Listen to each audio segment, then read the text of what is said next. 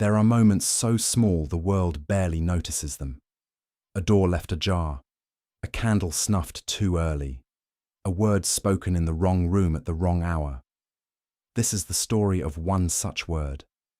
A word that crossed 36 years of silence and landed inside the chest of a man who had spent a lifetime building walls precisely so nothing could reach him there. She did not mean to shatter anything. She never does. That is the thing about Maggie May. She moves through the world the way morning light moves through old glass. Quietly, wholly, without the slightest awareness of how much she changes the rooms she enters. He was the Duke's stern father, the kind of man who had not been moved by anything in 4 decades, the kind of man whose very shadow made servants lower their eyes and hold their breath. And then a small, shy maid from the northern hills looked up at him and offered a greeting in a dialect so ancient, so specific, so utterly forgotten, that his whole world stopped turning. What she said in that forgotten tongue was simple: "God keep your morning, my lord." What it did to him was not simple at all. If this story already has its hands around your heart, subscribe before you go any further. Leave a comment telling me, have you ever said something innocent that changed everything? I read every single one. Now, let us go to England. The year is 1820, and everything is about to begin. The autumn of 1820 arrived in London wearing its best grey, which is to say it arrived looking exactly like every other autumn in London, which is to say reluctant, damp, and slightly disapproving of everything below it. Grimm House stood on the quieter end of Grosvenor Square. Not the fashionable end, where carriages rattled past at all hours and ladies leaned from windows to observe the street as though it were theatre, but the end where the houses were older, broader, and carried a kind of permanent severity in their stone facades. Grimm House suited its name. It always had. The household had been running understaffed for 2 months by the time Maggie May arrived at the servants' entrance on a Tuesday afternoon in October, carrying a canvas bag that contained everything she owned in the world, which was not very much, but which she carried with both hands as though it were precious. She was 22 years old. She had been born in a village called Thornwick in the North Riding of Yorkshire in the spring of 1798, a fact she knew precisely because her mother had written it inside the cover of their family Bible in a hand so careful it looked like prayer.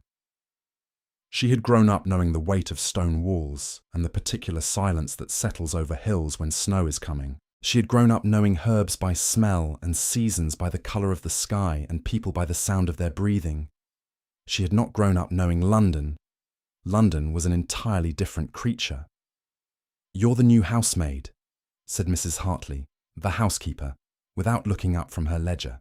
She was a compact woman with an immovable centre of gravity and an expression that suggested she had long since decided what she thought of the world and saw no reason to revisit the matter. Maggie May. "Yes, ma'am." "From Yorkshire." "Yes, ma'am." "Thornwick, in the North Riding." Mrs. Hartley did look up then, briefly, the way a crow will look up from something interesting before returning to it. "And your last position?" 3 years with the Reverend Holt at Thornwick Parish. Before that, 2 years with a farming family, the Graysons, on the edge of the moor." "You've never worked in a great house?" "No, ma'am, but I learn quickly and I work hard and I do not make trouble." Mrs. Hartley studied her for a moment. Maggie held still under the study. She had learned long ago that stillness was its own kind of language. It told people you were not afraid of being seen, even when you were. "You'll have Tuesday afternoons free," Mrs. Hartley said at last. "You'll take your meals below. You'll address the Duke as your Grace and Lord Aldric as my Lord. You will not speak to either of them unless spoken to first. Are we clear?" "Yes, ma'am." "Good." The ledger was consulted again. "There are 2 family members in residence. His Grace, the Duke of Grimm, Tobias Grimm, you will see rarely. He keeps irregular hours and does not care for domestic interruptions. And Lord Aldric Grimm, the Duke's father, who resides in the East Wing and requires a fire in his study by 8 o'clock each morning without fail, and his afternoon tea precisely at 4. He is— A pause, during which Mrs. Hartley's pen slowed. Particular. Maggie nodded. She understood particular. Particular meant difficult. Particular meant do not make a mistake. She would not make a mistake. She was very good at being careful. What she could not have anticipated, what no amount of care could have prepared her for, was that the mistake would not be hers to make, that the moment which changed everything would arrive not through carelessness, but through the purest and most innocent accident of being exactly who she was, from exactly where she came from. But that came later. First, the house. Grimm House was large in the way of houses that had been added to over generations, each addition reflecting the personality of the Grimm who built it. The oldest parts were almost brutally plain. Stone floors, low ceilings, windows that let in a limited, cautious light. The newer sections reached higher and opened wider, as though some later Grimm had decided that grandeur was worth the effort, even if warmth was not. The whole thing was impressive and cold, and not entirely comfortable to move through, like a suit of armour worn by someone who has forgotten why they put it on. Maggie learned the house in the way she had always learned things, by walking slowly, touching walls, memorising the creak of particular floorboards, noting which doors swelled in the damp and which lamps needed trimming before noon. She learned where the east wing was, where Lord Aldric kept himself, where the silence was thicker and more deliberate. She learned that Tobias Grimm, the Duke himself, was 38 years old, widowed 4 years prior, his wife taken by a fever that had also, in its way, taken a great deal of what remained warm in him. She heard this from Ruth, the second housemaid, who had a talent for information and a cheerful willingness to share it. He was different before, Ruth told her, in the kitchen, on Maggie's third evening. Or so Cook says. Used to walk through the house like he was in a hurry to get somewhere good. Now he just walks like he's getting somewhere. And Lord Aldric? Maggie asked. Ruth's expression shifted. The specific shift of someone who has strong feelings and is deciding how much to express.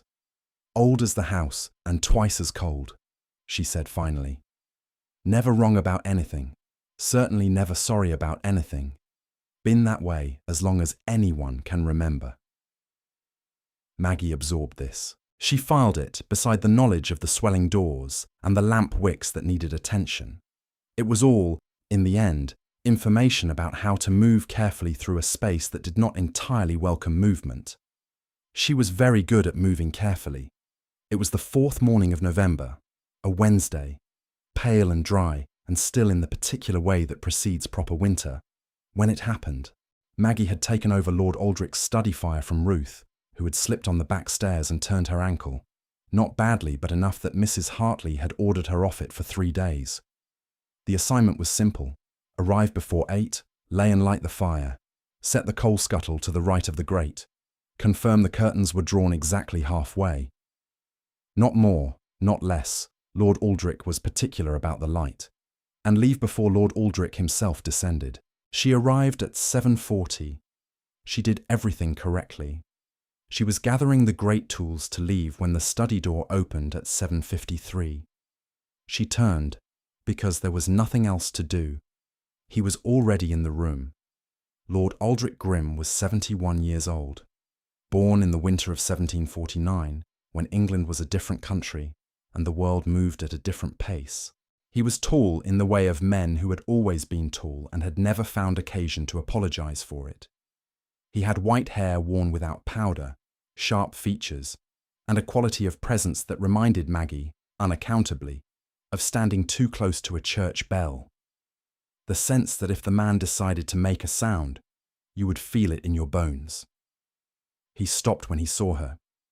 She stopped when she saw him, and then, because she was Maggie May, because she was from Thornwick, because her grandmother had spoken this way, and her mother had spoken this way, and it was simply the first thing that rose in her when she was startled and felt the need to be respectful.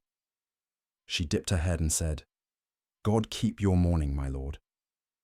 In the dialect of the North Riding Hills, the old dialect, the one that was barely spoken anymore even in Thornwick, only by the oldest families in their oldest moments, on feast days and at bedsides and in the quiet before sleep. The silence that followed was not ordinary silence. It was the silence of something stopped. Lord Aldric stood very still, so still that Maggie felt a flicker of real alarm, the kind that lives just below thought, animal and immediate. He was staring at her in a way that was not quite seeing her, or rather, seeing something through her, something located at a great distance and a great depth. His face, that stern, composed, impermeable face, did something she could not name. Not a crumbling. Something more controlled, and therefore more devastating than a crumbling. A held thing. A suppressed thing. The face of a man who has just been struck and is deciding, even as he registers the blow, that he will not acknowledge it. Where, he said, his voice perfectly level, entirely undone. Did you learn that phrase? My grandmother, my lord. She was from Thornwick, her mother before her. It's just how we greet in the morning at home. I didn't mean any. I'm sorry if I've... Get out, he said. She got out. She did not understand what had happened. She turned it in her mind for the rest of the day, the way you turn a stone over to see what lives underneath it. And each time she turned it, she found only the same thing. She had said good morning in the old way, and it had done something terrible to a man she had thought incapable of having anything terrible done to him. She mentioned it to no one. It seemed, instinctively, like a private thing, like catching someone crying through a window. You did not speak of it, you simply carried it carefully, somewhere it would not cause further damage. What she did not know, what she had no way of knowing, was that Lord Aldric Grimm had married twice. His first wife, Helena, had been from the North Riding, from a village called Ashfield, 7 miles from Thornwick. She had been gentle and warm, and had spoken in that dialect when she was tired or happy or frightened. She had spoken it on the morning their son was born, in the summer of 1782. She had spoken it on the afternoon she died, 2 years later, from a fever that her body was simply not strong enough to fight. She had been gone for 36 years. Lord Aldric had not heard that greeting since the last morning of her life. He had also, and this was the thing Maggie had no way of knowing, the thing that made the sound of those 5 words in that particular accent so specifically, so precisely unbearable, spent the years following Helena's death doing everything in his power to erase her, not from cruelty, though cruelty had not been entirely absent, from a kind of rigid, frightened self-preservation. He had married again, quickly, a London woman with no connection to the north.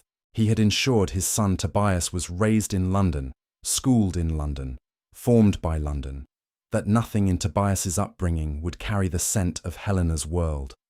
He had told himself this was practicality.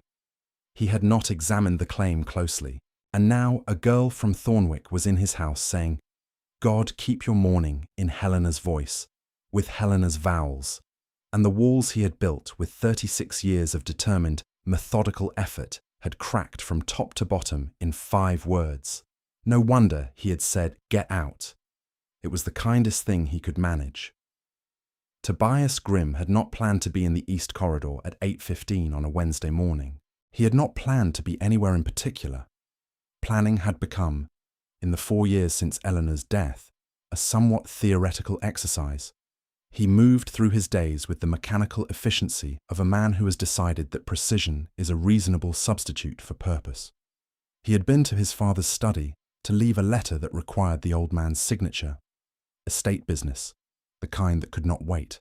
He had been on his way back when he had heard his father's voice through the study door, and the quality of that voice had stopped him cold. Not the words, the quality.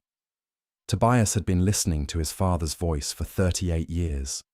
He knew it the way you know the sound of a particular clock, not because you pay attention to it, but because you have been in its presence so long that the absence of it would register before you could name what was missing. He knew the voice at its warmest, which was not very warm. He knew it at its coldest, which was cold enough to change the temperature of a room.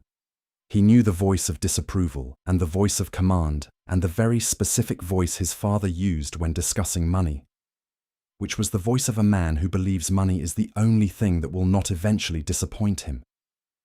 He did not know the voice he heard through the study door that morning. It was level, it was controlled, and it was devastated.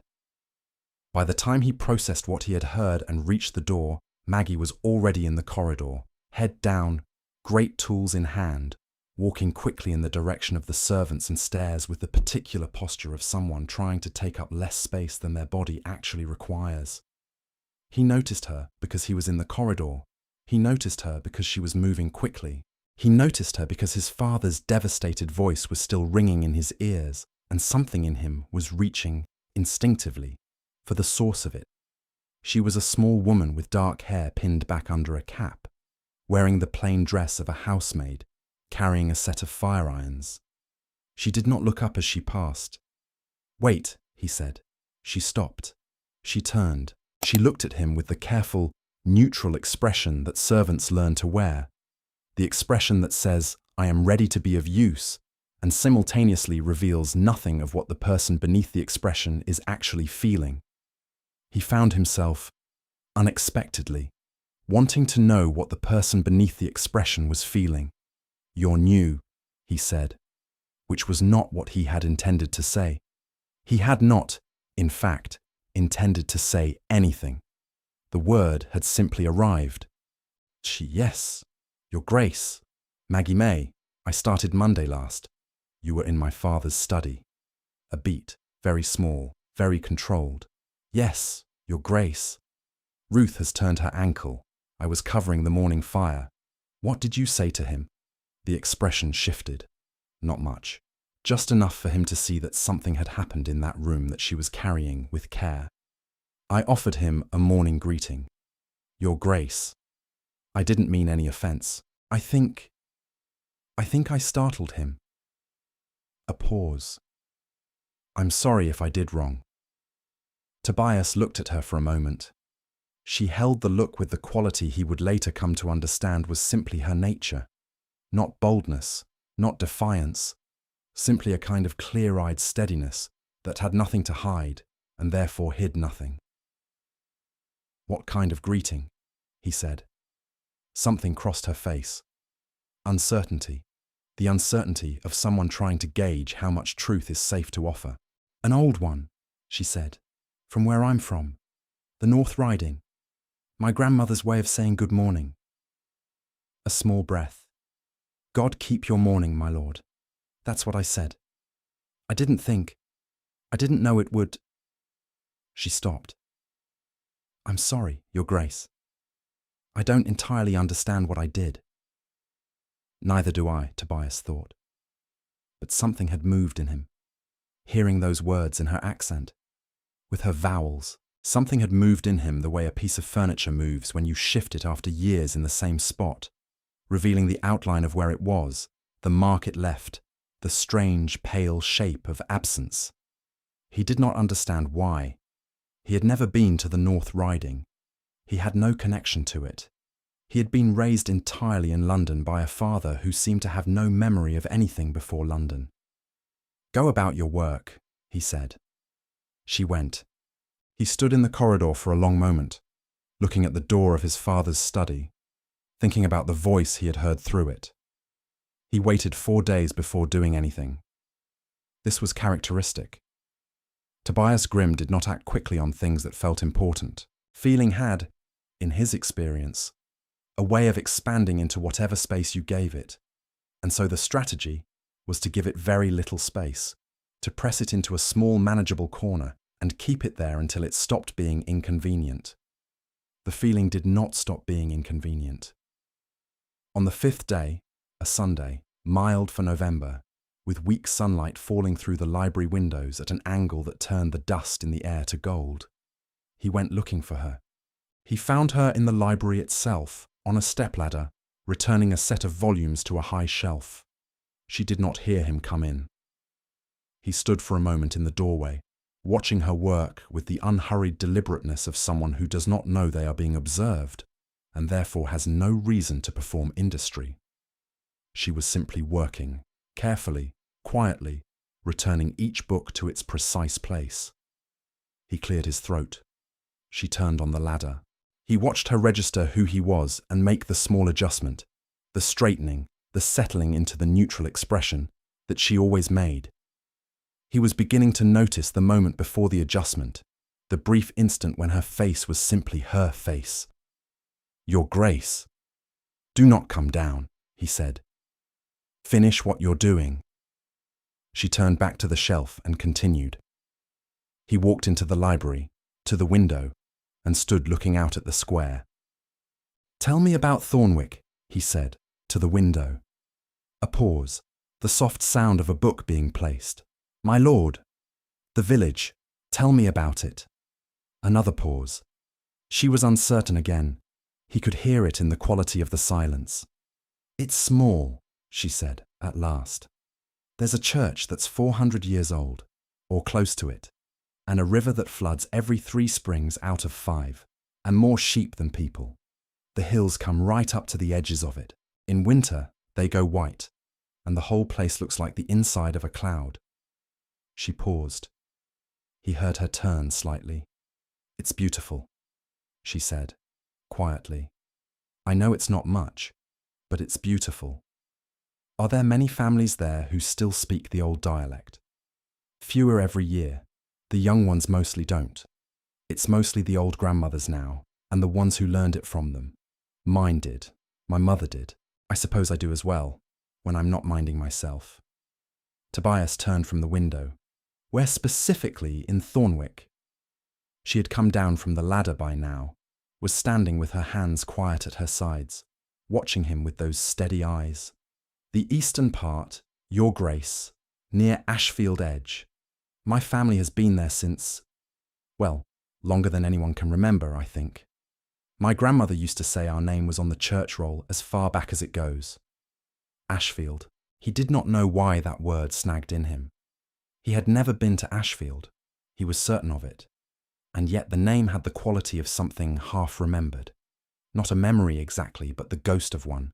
The impression a memory leaves when the memory itself is gone. "That will be all," he said. She left.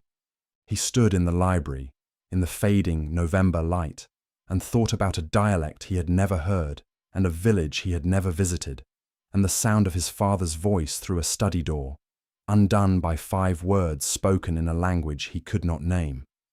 He had not had a real conversation with his father in 11 years. This was not, he had long convinced himself, unusual. Their relationship had always been formal, respectful, dutiful, correct, and conducted at a temperature that made warmth seem, not absent exactly, but structurally impossible, like expecting a cathedral to be cosy. It was simply what it was. The 11 years came from a specific event, Eleanor's death. He had not expected comfort from his father, and he had not received it. What he had received instead was advice, practical, immediate, estate-focused advice about what needed to be done and in what order. The advice was not wrong. It was not given unkindly. But standing at the edge of the worst thing he had ever experienced, Tobias had understood, with a clarity that could not later be undone, that his father did not know how to hold another person's grief, that whatever it was that allowed for that, whatever mechanism of the heart, was either absent or had been, at some point, closed. He had not hated his father for it. He had only moved further away. Now he knocked on the study door and waited. "Come." The study was warm. The fire Maggie had laid was long settled into comfortable coal, and Lord Aldric was at his desk, reading correspondence with the focused attention of a man who finds paperwork more manageable than people. He looked up when Tobias entered, and his face performed the minimal arrangement of acknowledgement that passed for welcome in his repertoire. Tobias. "Father." He took the chair across the desk, the visitor's chair, which was slightly lower than Lord Aldric's chair and had, Tobias had always suspected, been selected for exactly this reason. "I wanted to speak with you about the new housemaid." Nothing in his father's face moved, but something shifted behind it, The girl is satisfactory, Lord Aldric said. Mrs. Hartley has had no complaints. That's not what I meant to ask. Tobias kept his voice level, the way he kept most things. I heard you speak to her on Wednesday morning, through the door. I wasn't listening deliberately. There is nothing to discuss. She said something that affected you. I was startled. It is not significant. Father. Tobias leaned forward. It was a small movement, but in the architecture of their conversations, it was the equivalent of pressing both hands flat on the table. She told me she's from Thornwick, near Ashfield Edge. Silence.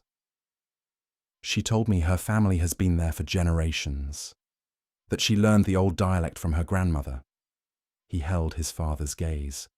I don't know why that matters, but I think you do. Lord Aldric set down his correspondence. His hands, Tobias noticed, were very still, the stillness of effort, not of peace. Your mother, Lord Aldric said, after a long moment, was from Ashfield. The sentence arrived quietly and hit like a stone dropped into standing water. Tobias heard it, felt the ripple of it, sat with it. My mother, my first wife, Helena. A pause during which his father looked not at him, but at the fire. And something moved in the old man's face that Tobias had never seen there before. Something that might, in another man, have been grief. She died when you were 2 years old. You will not remember her. I don't. She spoke that way. That greeting. Lord Aldric's voice was entirely controlled and entirely quietly wrecked. It was the first thing she ever said to me. I was past 30 and had ridden into Ashfield on my way north, and she was standing in a doorway and she said, He stopped. I had not heard it since. Tobias sat very still. In 38 years, his father had never spoken a word of this woman, not one. There had been no portrait of her in the house, no mention of a first marriage, no acknowledgement that before his stepmother, before the composed, correct, London-born Lady Grimm who had raised him, there had been a Helena from the north, who spoke in a language that had nearly brought this stern and terrible man to his knees in 4 words. Why, Tobias said carefully, have you never told me? Lord Aldric turned from the fire. His face had composed itself again, but incompletely, like a room tidied in a hurry, the underlying disorder still visible at the edges. Because it hurt, he said, and then, as though the honesty of this alarmed him, it was a long time ago. Tobias said nothing. There was nothing adequate to say. He left his father's study 15 minutes later with the strange, destabilizing sensation of a man who has just discovered that the house he has lived in all his life has a room he never knew about, and that the room has been there all along, behind a wall, sealed shut, occupied by something enormous and grieving and real. She did not know any of this. She went about her days with the same unhurried care, the fires, the lamps, the polishing, the fetching, the returning of things to their places. She nodded to Ruth, who was mending on a stool by the kitchen fire. She helped cook carry things. She learned which stairs were reliable and which were not. She thought about the Duke sometimes, the way you think about something that has moved unexpectedly, with a mild, wondering attention that you are not quite sure is appropriate. He had stood in the library and asked her about Thornwick, with the intensity of a man searching for something he cannot name. She had felt it, the intensity, the way you feel a change in air pressure before weather arrives. She had answered honestly, because she did not know how to do otherwise. She thought about his face, not its features. She could not have said much about its features except that it was the face of a man who had decided to hold everything very tightly, and that this decision had been made a long time ago. What she thought about was the quality of him when the tightness eased slightly, when something she said landed differently than he expected. She found herself wishing she knew what he was searching for. She would have helped, if she could. She was fundamentally a person who helped when she could. She was laying the East Corridor fire a weekly task now assigned to her, when she heard voices inside Lord Aldric's study. She was not listening. She did not listen to conversations behind closed doors, but his voice carried when he chose to let it. And for one sentence, he chose to let it. She was the best thing I ever had, Lord Aldric said. And I spent 36 years convincing myself I had forgotten. Maggie sat back on her heels and held the fire irons quietly and waited until the voice was done. She thought, whoever that was, they were loved. Whoever that was, there is a man behind this door who has been carrying the weight of that love for 36 years and calling it by a different name. She thought, I did not know I was carrying something so heavy when I arrived. She finished the fire. She left. She carried what she had heard with the same care she carried everything, quietly and with both hands, and without spilling it. December arrived and London drew in on itself, as London does in winter. The fog thicker, the days shorter, the nights beginning embarrassingly early. Inside Grimm House, fires burned in every room that mattered, and the lamps were lit by 3 in the afternoon, and everything had the sealed eye amber quality of a winter household that has decided to manage. Tobias had begun walking later than usual, past the normal hours of a duke's domestic movement, into the territory of the evening, when the house had settled and the servants had mostly gone below. He told himself this was sleeplessness, which was not entirely untrue. He told himself it was the old restlessness, the thing that had lived in him since Eleanor died. The inability to stay still in any one room for long enough to feel what the room contained. He did not admit, for some time, that his later wandering had a pattern. That the pattern described a set of corridors that connected, in a loose and perhaps coincidental way, to the areas of the house where Maggie May was likely to be found in the evenings. She was, more often than not, in the small sitting room off the east corridor, mending by lamplight or writing letters in a careful, slow hand. He discovered this on the 3rd evening of what he had told himself was aimless walking. She had not heard him, and he had stood in the corridor for a moment, watching through the half-open door as she bent over her paper with the full, unhurried attention she gave to everything. He knocked on the open door frame. She looked up, made the small adjustment, began to rise. "Stay," he said. "I am not here on household business." She stayed. He did not entirely know why he went in. He stood for a moment in the doorway with his hands in his pockets, like a man who has arrived at a destination and is now required to account for the journey. And then he sat in the chair opposite hers, by the lamp, and looked at her. "You heard something," he said. "The evening I spoke to my father in his study." It was not a question. He had been thinking about it since. The timing, the placement, the fact that she had, from that day forward, moved around Lord Aldric with a quality of care that was different from the ordinary care she gave everything, gentler, more deliberate, as though she understood something she had not been told.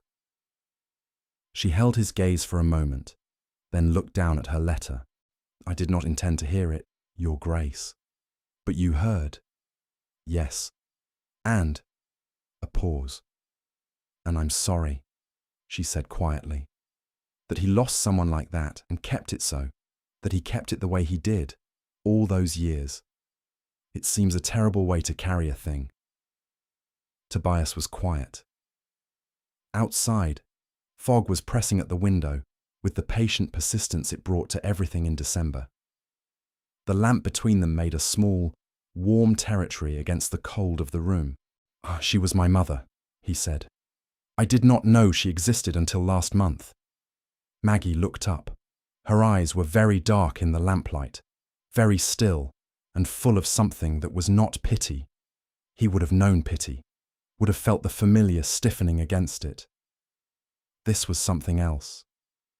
It was the look of someone absorbing a real thing, sitting with it, giving it the space it deserved. "I'm sorry," she said. Just that. No elaboration. No performance of sympathy. It was exactly right. He did not know what to say. This happened to him, in her presence. The usual machinery of conversation, which he operated with perfect proficiency in every other context, had the quality of something slightly misfiring. He would reach for the ordinary management of a moment and find, instead, something unmanaged. "Tell me more about her," she said. "If you want, about what he told you." So he did. He told her what little he had learned in that 15-minute conversation. Helena from Ashfield, married young, dead at 26. The dialect spoken on her last morning. He told it without ornament, in the flat, careful way he told most things. And she listened the way she listened to everything, completely, without performing her listening, without rushing toward the space between his sentences. "She sounds like home," Maggie said, when he had finished. "I'm the way she sounds to me, from what you've said. Thornwick, Ashfield, they're the same hills, the same sky, the same old language. She was home, just in a different house." Tobias looked at her. "You say things simply," he said, "but they're not simple things." "Everything is simple if you get close enough to it," she said. Then, as though realizing what she had said to a duke, she added, "I think." He almost smiled. He felt it almost arrive, the unfamiliar machinery of it. And then, as was his practice, he did not allow it. But she had seen the almost. He knew, from the way her face changed, that she had. He did not go back to the East Corridor sitting room for 2 weeks. This was deliberate. He was aware of it as deliberate. He had woken the morning after their conversation with the particular sharpness of a man who has allowed something and is now going to have to manage the consequences of having allowed it, and his management was, as it had always been, to remove the variable. She was a housemaid, he was a duke. She was 22 years old and had just arrived from a village in Yorkshire to carry fires and clean grates.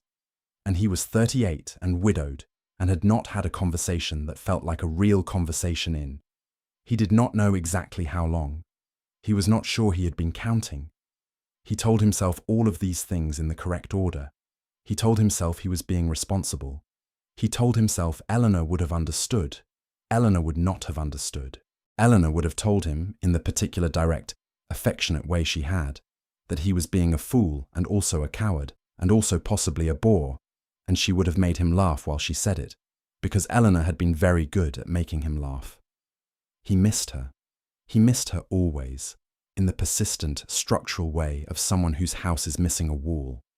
The absence is not always in focus, but it is always changing what the wind does. He also, and this was the part he was punishing himself for, had spent 2 weeks aware that Maggie May moved through this house with a quality of light, and that when he was not near it, he was aware of its absence. He did not allow this to move him. He was very good at not allowing things. He was less good at it, it turned out, than he had believed. What no one had anticipated, what Tobias certainly had not anticipated, was that his father would do anything at all.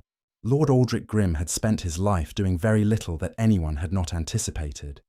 He was a man of fixed patterns and fixed opinions and a fixed face, and the idea of him taking any action that surprised people was, historically, not worth considering.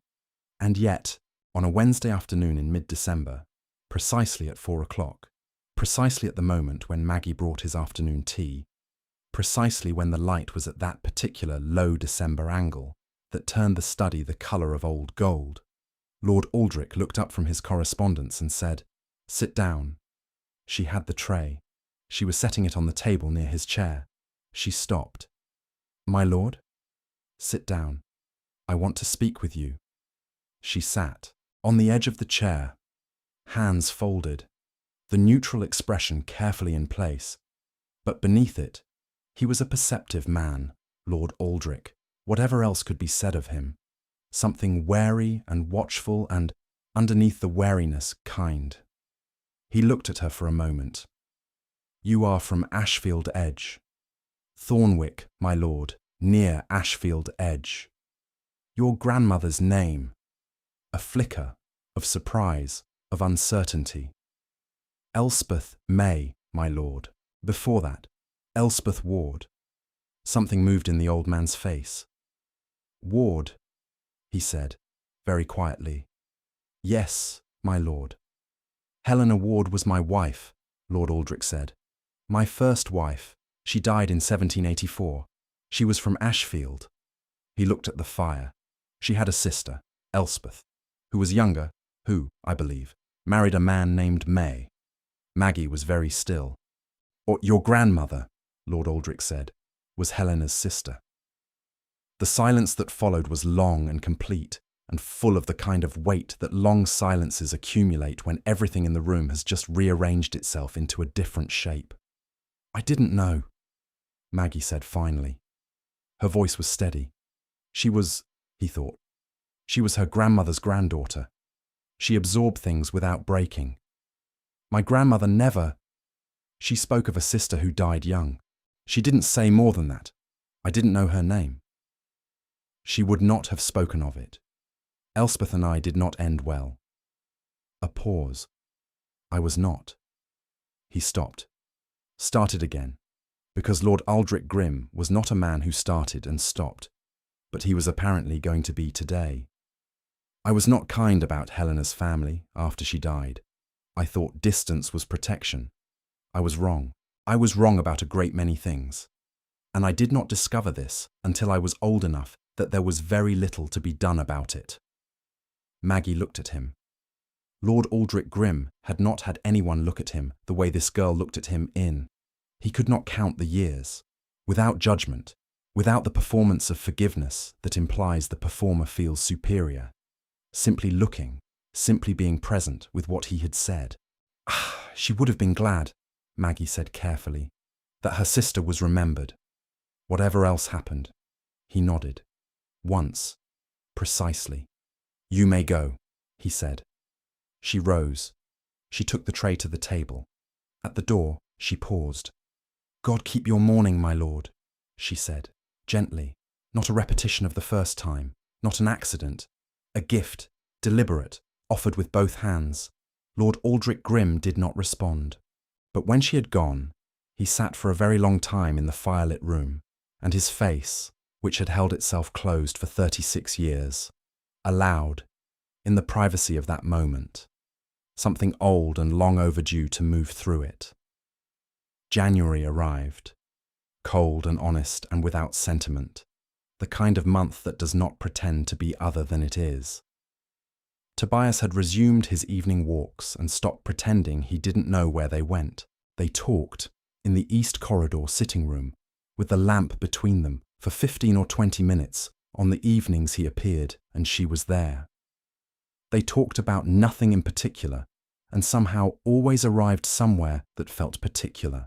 She told him about growing up in Thornwick, the moor in summer, purple and wide and humming with insects, the river when it flooded, carrying away fence posts and the occasional bewildered sheep, the light at midsummer when it lasted until 10 o'clock, and the hills went this specific deep gold that she could not describe accurately, but that she was aware of missing, here in London, in the way you miss a thing you didn't know you'd been relying on.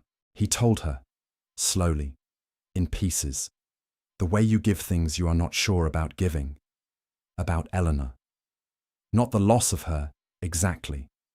The fact of her, the specific woman she had been, the way she had moved through the house and the world with a directness and a warmth that he had never quite understood he was dependent on until she was gone. He told Maggie about Eleanor's laugh, which had been loud and entirely unself-conscious, and which had sometimes embarrassed him in public, and which he would give everything he had ever owned to hear once more.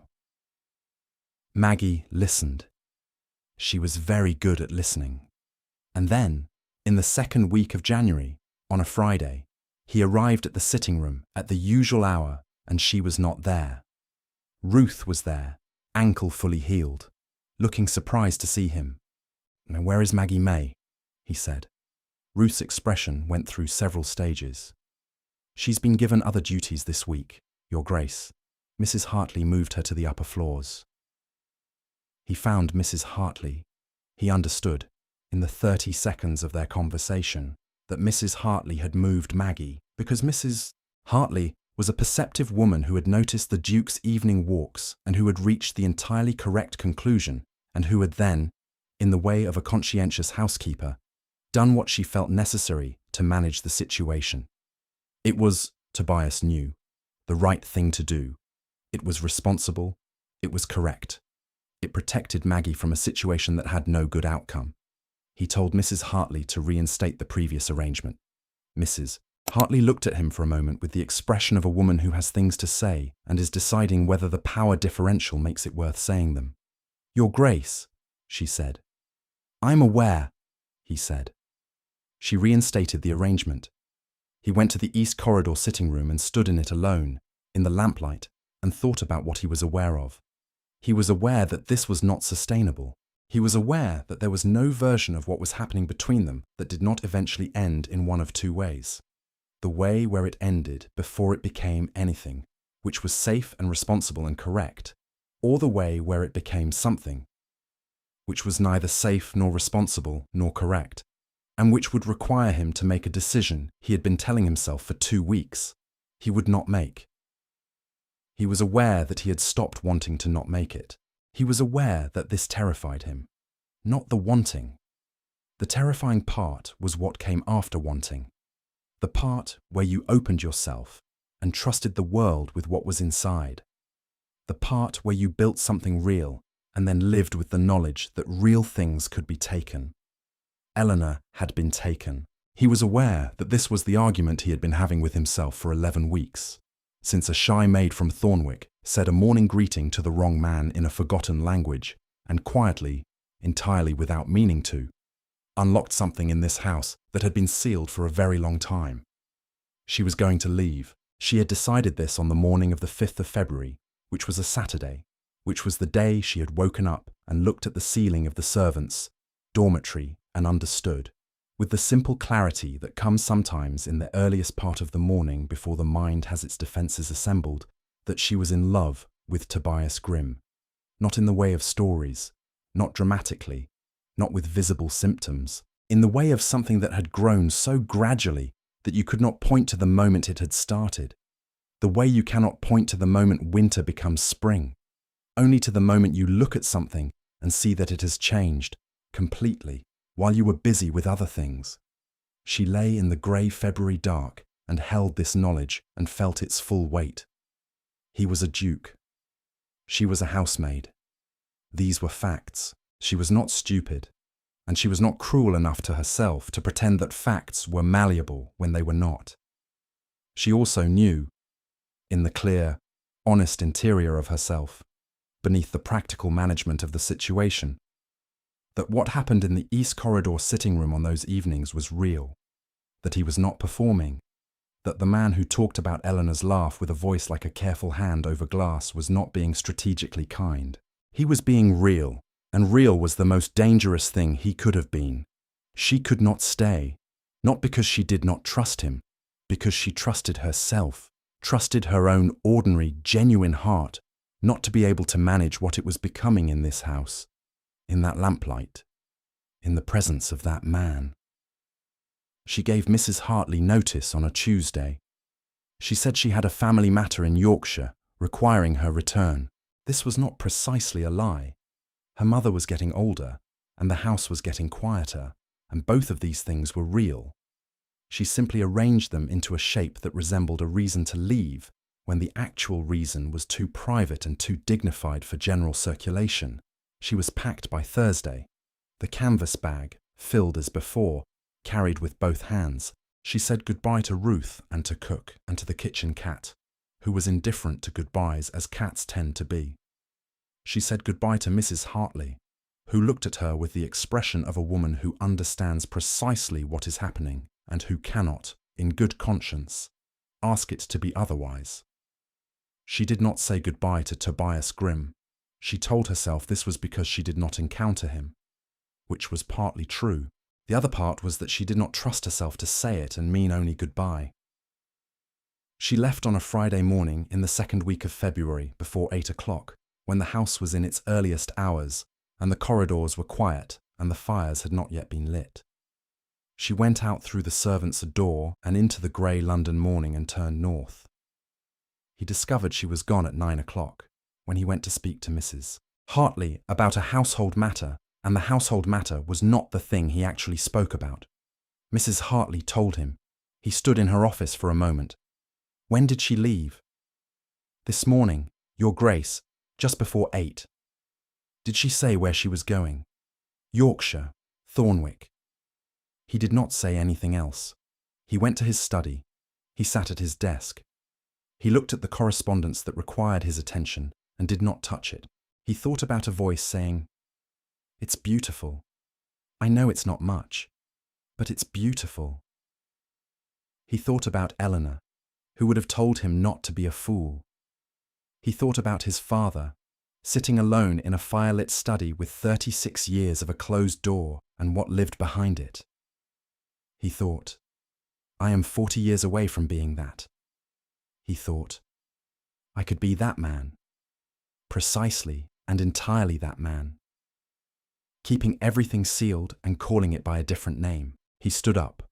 He went upstairs to where his travelling trunk lived and began giving instructions that were immediately and efficiently acted upon by a household that had been, collectively, hoping for this exact set of instructions for approximately 3 months. He rode hard for the first day and rested the horses at Doncaster overnight, and rode again the next morning into a Yorkshire that grew wilder and more itself as he went. The fields broader, the sky wider, the stone walls that bordered the roads going from neat to ancient to barely walls at all. Just piles of rock that had been in a rough row for so long that geology had adopted them. He had never been north before. He understood, in the body, that it was different, not worse, not better, simply deeply, specifically itself in a way that London, which prided itself on being everything, could not replicate. The light was different. The air had a quality to it that was somewhere between cold and alive, and reminded him, without any reason it should, of the lamp in the East Corridor sitting room on a winter evening. He arrived in Thornwick late on the second day.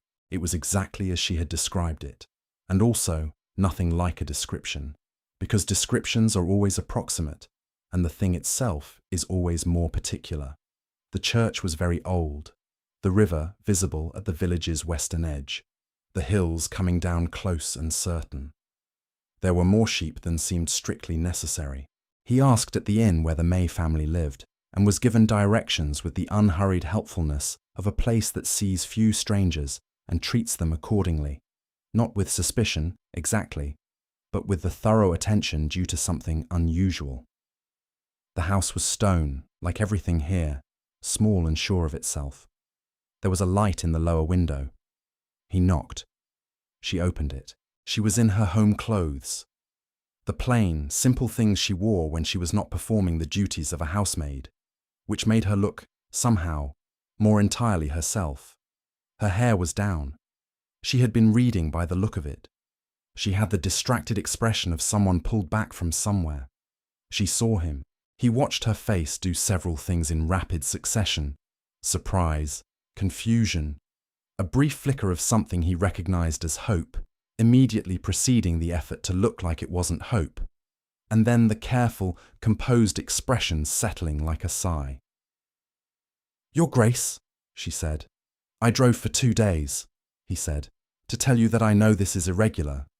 I know it is unusual and probably unprecedented, and deeply against the conventions of a society that has strong opinions about who should speak to whom, and in what context. I know all of this." A pause. The cold air was coming in past the doorframe, and he could see the lamp behind her and the fire deeper in the house. "I am here because I am not willing to be my father in 40 years, looking at a fire and remembering what I did not say when I should have said it." Maggie looked at him. "You drove 2 days," she said. "Yes, in February. Yes, through Yorkshire.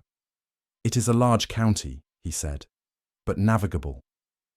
Something shifted in her face, the composed expression giving way, slowly, to something underneath it that was warm and specific and hers. Not hope exactly, certainty.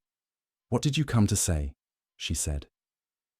He had thought about this for 2 days on horseback, which is a great deal of time to think, and he had arrived at the conclusion that the most honest thing was also the simplest.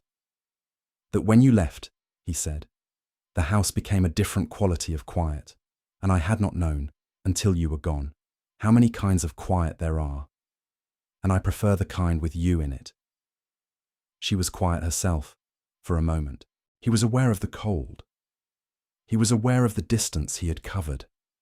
He was aware, with a precision he had not felt about anything in 4 years, of the woman standing in the doorway of a stone house in Yorkshire, watching him with those steady dark eyes. "You should come inside," she said. "It's cold." "Is that an invitation?" "It's a practical observation," she said. And then, "Yes, it's an invitation." He went inside. They were married in September of 1821, in the church in Thornwick, the one that was 400 years old and had the May family in its records as far back as they went. It was not a London wedding.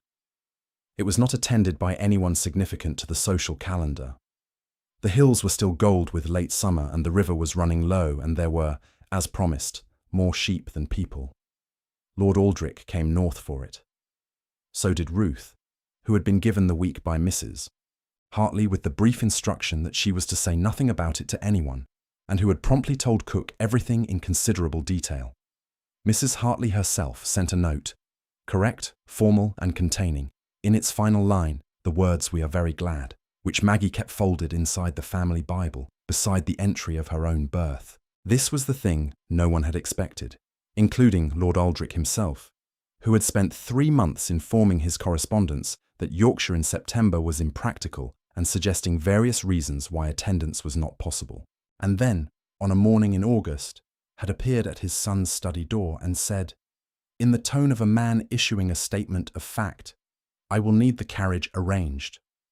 Maggie's mother, Anne May, a woman of 63, quiet and certain in the way of people shaped by hard country and long winters, had opened the door to Tobias that February night without a word of surprise, set a kettle on and left them to it. She had her mother Elspeth's steadiness and her mother's eyes, and she asked very little of the world except that it be honest with her. It was Anne who walked Lord Aldric through the churchyard before the service, moving without ceremony to the grave of Elspeth May, née Ward, Helena's sister, his wife's sister, the woman he had turned away from in grief and called it propriety. He stood there for a long time. What passed over his face in those minutes was private, and no one recorded it. But he walked back toward the church differently than he had walked out of it. Not lighter, exactly. More honest, more willing to carry what he was carrying and call it by its right name. Tobias watched him come back across the churchyard and felt, for the first time in a very long time, something that was not quite understanding and not quite forgiveness, and was perhaps, in the particular northern light of a September morning, something better than either, the simple recognition of a man still in process, still capable of arriving somewhere, even late. He held his father's arm as they walked inside. Inside the church, Maggie was waiting. She stood at the front of the nave in a dress the colour of winter sky, not white, not extravagant, simply hers. She was looking toward the door when he entered, and when she saw him, she did not perform the smile. It simply arrived, the way morning does, the way light does, not for an audience, just because that is what it does when the conditions are right. He walked toward her. The hills were outside, the river was outside, the old language, the old hills, the long memory of a family that had been in this valley since before anyone could quite say when. All of it was outside, real and particular and continuing. Inside, it was simple. A man who had learned that sealed rooms are not protection. A woman who had carried something holy without knowing it, and between them, the sound of a morning greeting in a forgotten tongue that had, against all probability, found exactly the person it was meant to reach. God keep your morning. It had. Thank you for listening to this story from beginning to end. If something in it stayed with you, the father by the fire, the 2 days of riding, the old language finding its way home, leave me a comment. Tell me which part you'll carry with you. Subscribe so you don't miss what comes next. And until then, God keep your morning.